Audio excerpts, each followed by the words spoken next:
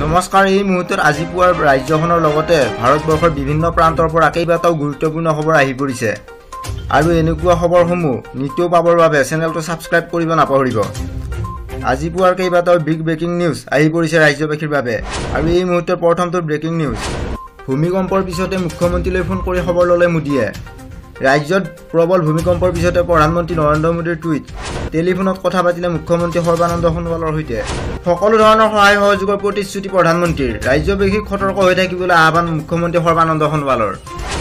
ভূমিকম্পত নিহতৰ সংখ্যা 2 জনলৈ বৃদ্ধি, আহত হৈছে 20 জনৰো অধিক লোক।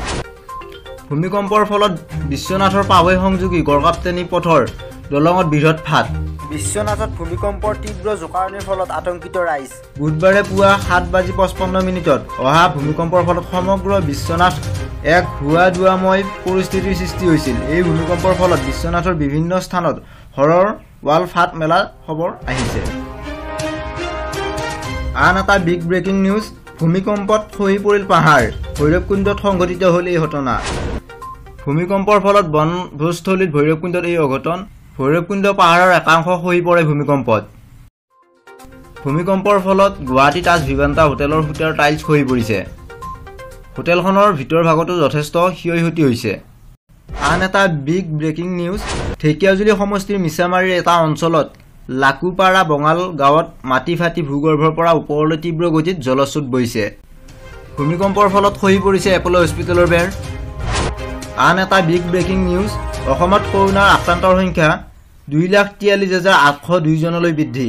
অসমত আকৌ 3,132 জনৰ দেহত ধৰা পৰে ক'ভিড পজিটিভ। ইয়াৰে 1,313 জন কামৰূপ মেট্ৰৰ। ইফালে সুস্থ হৈছে মঙলবাৰে অসমত 955 জন আৰু মৃত্যু হৈছে বৰ্তমানলৈ সৰ্বাধিক 18 জন লোকৰ। এতিয়াও ৰাজ্যত চিকিৎসাধীন হৈ আছে 19,923 জন ৰোগী আৰু বৰ্তমানলৈ অসমত কৰোনাৰ আক্ৰান্তৰ সংখ্যা 2,43,802 জনলৈ বৃদ্ধি পাইছে। কৰোনাত বিধ্বস্ত ভাৰতক সহায় কৰিব ফ্ৰান্সে, যোগান ধৰিব অক্সিজেন উৎপাদন প্ৰকল্প। কৰোনাৰ বিভীষিকাৰ সময়তে ভাৰতক সহায় কৰিব ফ্ৰান্সে। ফ্ৰান্সে মঙলবাৰে ভাৰতৰ বাবে এক সংহতি অভিযান ঘোষণা কৰে। এই অভিযানত ভাৰতক কৰোনা ভাইৰাছৰ বিৰুদ্ধে যুঁজিবলৈ অক্সিজেন উৎপাদন প্ৰকল্প, ভেণ্টিলেটৰ আৰু অন্যান্য চিকিৎসা সামগ্ৰী প্ৰেৰণ কৰিব। ফ্ৰান্সৰ ইউৰোপ আৰু বৈদেশিক পৰিক্ৰমা মন্ত্ৰালয়ে কয় যে ক'ভিড-19 মহামাৰীয়ে বেয়াকৈ প্ৰভাৱিত ভাৰতৰ লোকসকলক সহায় কৰিবলৈ অসাধাৰণ সংহতি অভিযান চলাব।